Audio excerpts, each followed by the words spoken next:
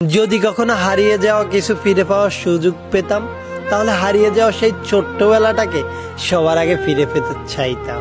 ছোটবেলায় ভাবতাম কবে বড় হব, আর আজ বড় হয়ে ভাবি সেই ছোট্টবেলাটা আর কি কখনো ফিরে পাবো। মিস করি হারিয়ে যাওয়া সেই ছোট্টবেলাটা, যখন জীবনে টেনশন নামক শব্দটার কোনো অস্তিত্বই ছিল না।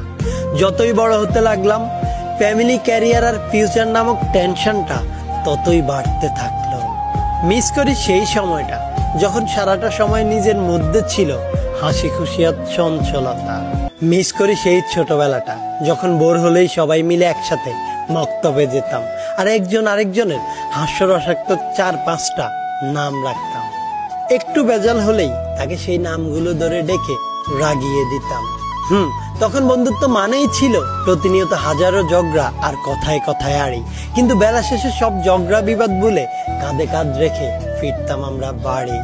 ছোটবেলায় অনেক সময় এবং বন্ধু ছিল, কিন্তু টাকা ছিল না।